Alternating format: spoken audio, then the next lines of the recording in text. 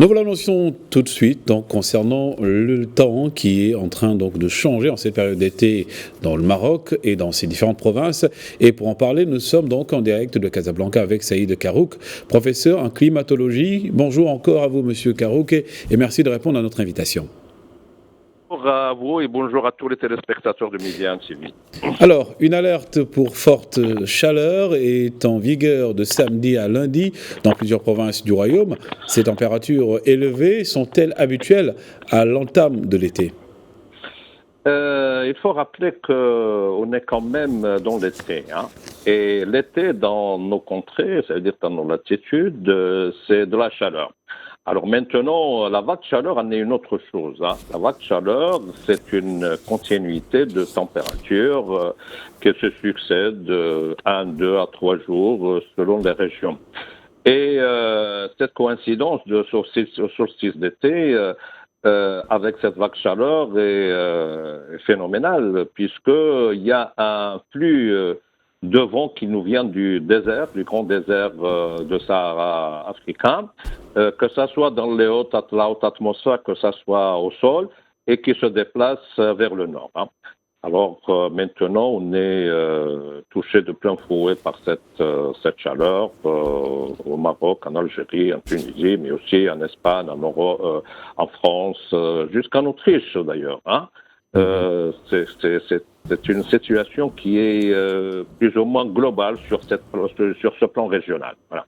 Et comment expliquer donc que ces températures supérieures à la normale, bien évidemment, par rapport à la situation aujourd'hui qui prévaut ? Alors, une température élevée, c'est quelque chose d'habituel pendant l'été. Mais les vagues de chaleur en sont une autre chose.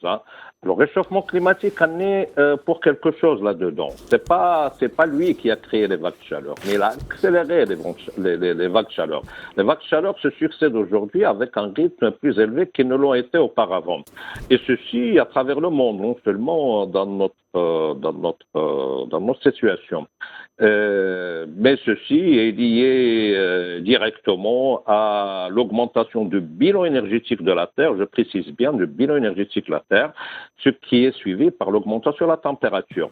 Et c'est ça notre grande difficulté, c'est cette température, ce bilan énergétique qui continue d'augmenter.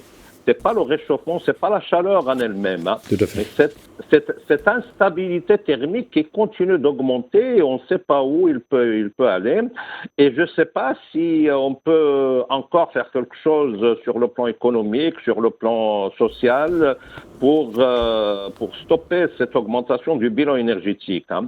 Et ceci nous met devant des difficultés vis-à-vis de l'avenir parce qu'on n'a pas de référence, on ne sait pas réellement comment va réagir la nature, parce que nous savons beaucoup de choses et la géographie en est pour beaucoup de choses.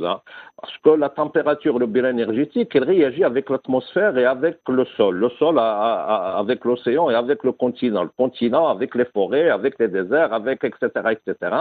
Et ces processus, théoriquement, on a une idée comment ils peuvent fonctionner, mais on ne sait pas réellement sur le plan géographique comment ils seront distribués.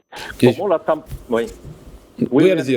Oui, justement, donc je disais aussi, quelles sont les précautions alors à prendre pour les personnes vulnérables ? Cette précaution est de norme depuis toujours, il continue de l'être. Les gens fragiles, les personnes fragiles doivent se protéger, doivent être humidifiés, ne soient pas sous le soleil s'il n'est pas nécessaire, et pour se protéger.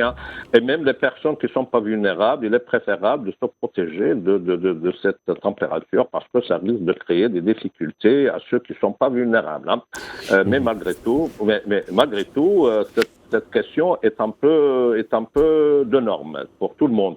Mais la grande difficulté est pour ce qui est collectif. Alors, par exemple, avec l'augmentation de la température, les conditions des feux de forêt sont propices. Alors, il faut faire très attention, faire très vigilant à des personnes qui se baladent proche des forêts, de ne pas utiliser le feu, de ne pas jeter de mégots, parce que c'est dangereux, c'est très dangereux. Et dans notre situation au Maroc, avec la sécheresse, on n'a pas suffisamment de l'eau dans les barrages pour alimenter les canadaires et ça risque d'être très dangereux si une déclaration de feu ait lieu à l'intérieur du pays. Voilà. À l'intérieur du pays, comme également partout dans les provinces du Maroc, concernant donc la situation climatologique. Nous étions avec Saïd Karouk, professeur en climatologie